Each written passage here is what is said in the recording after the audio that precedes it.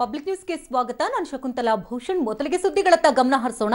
ಯಡಿಯೂರಪ್ಪ ಕೋಟೆಯಲ್ಲಿ ದೋಸ್ತಿಗಳ ಅಬ್ಬರ ಜೋರಾಗಿದೆ. ಇದಕ್ಕೆ ಸಂಬಂಧಪಟ್ಟಂತೆ ಒಂದು ಬ್ರೇಕಿಂಗ್ ನ್ಯೂಸ್ ನಿಮ್ಮ ಮುಂದೆ.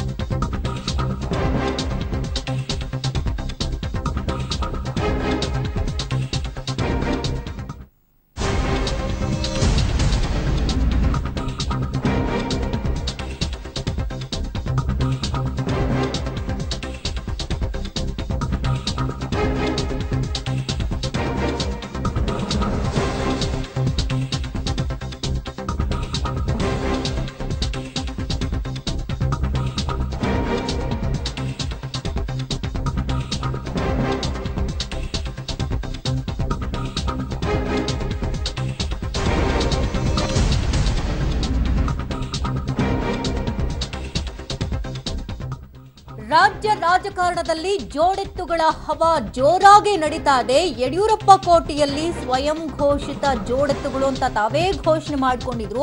ಆ ಎತ್ತುಗಳ ಅಬ್ಬರ ಜೋರಾಗ್ತಿದೆ.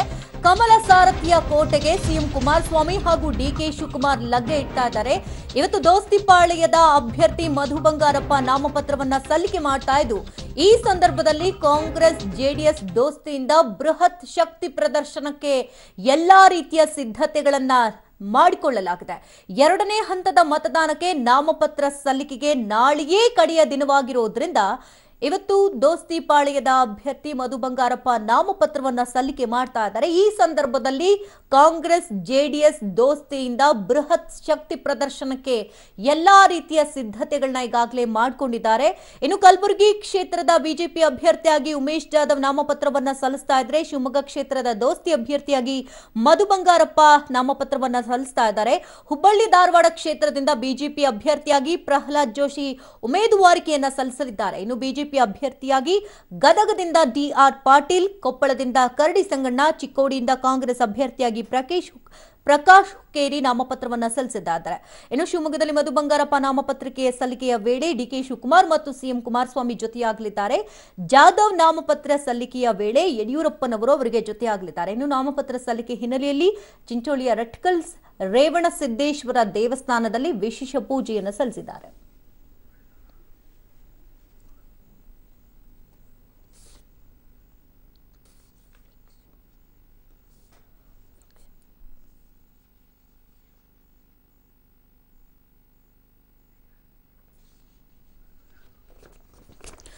ಯಡಿಯೂರಪ್ಪ ಕೋಟೆಯಲ್ಲಿ ಇವತ್ತು ಜೋಡೆತ್ತುಗಳ ಅಬ್ಬರ ಆಗ್ತಾ ಇದೆ. ಕಮಲ ಸಾರಥಿಯ ಕೋಟೆಗೆ ಸಿಎಂ ಕುಮಾರಸ್ವಾಮಿ ಹಾಗೂ ಡಿಕೆ ಶಿವಕುಮಾರ್ ಲಗ್ಗೆ ಇಟ್ಟಿದ್ದಾರೆ.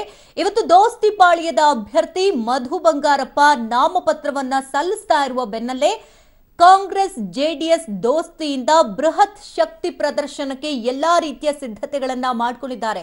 ಮೊನ್ನೆಯಷ್ಟೇ ಡಿಕೆ ಶಿವಕುಮಾರ್ ಕೂಡ ತಮ್ಮ ಅಭ್ಯರ್ಥಿ ಪರ ಪ್ರಚಾರವನ್ನ ನಡೆಸಿದ್ರು.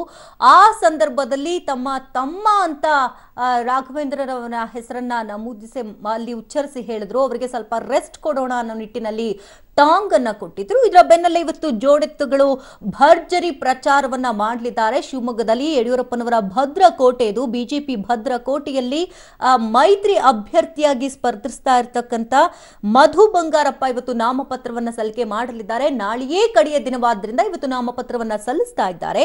ಈ ಸಂದರ್ಭದಲ್ಲಿ ಜೋಡೆತ್ತುಗಳು ಅಲ್ಲಿ ಇರ್ತಿದ್ದಾರೆ.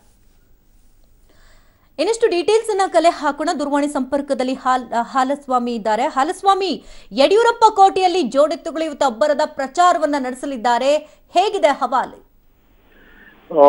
ಜೆಡಿಎಸ್ಗೆ ಭರವಸೆ ಮೂಡಿಸಿರ್ತಕ್ಕಂಥ ಕೆಲವು ಕ್ಷೇತ್ರಗಳಲ್ಲಿ ಶಿವಮೊಗ್ಗ ಕೂಡ ಒಂದು. ಯಾಕೆಂದ್ರೆ ಕಳೆದ ಬಾರಿಯ ಉಪಚುನಾವಣೆಯಲ್ಲಿ ಕೇವಲ 50,000 ಮತಗಳ ಅಂತರದಿಂದ ಮೈತ್ರಿ ಅಭ್ಯರ್ಥಿ ಮಧು ಬಂಗಾರಪ್ಪ ಸೋತಿದ್ರು. ಆದ್ರೆ ಈ ಬಾರಿ ಆ 50,000 ಮತಗಳನ್ನ ಪಡೆದು ಬಿಜೆಪಿಯ ಭದ್ರಕೋಟೆಯಲ್ಲಿ ಮೈತ್ರಿ ಅಭ್ಯರ್ಥಿನ ಗೆಲ್ಲಿಸಬೇಕು ಅನ್ನೋಂತ ಒಂದು ಹಠ ಮೈತ್ರಿ ಪಕ್ಷದಲ್ಲಿ ಮೂಡಿದೆ. ಇವತ್ತು ಕುಮಾರಸ್ವಾಮಿ ಮತ್ತೆ ಡಿಕೆ ಶಿವಕುಮಾರ್ ಇಬ್ಬರೂ ಕೂಡ ಇವತ್ತು ನಾಮಿನೇಷನ್ ಫೈಲ್ ಮಾಡುವಾಗ ಅವ್ರ ಜೊತೆಗೆ ಸಾಥ್ ನೀಡಲಿದ್ದಾರೆ.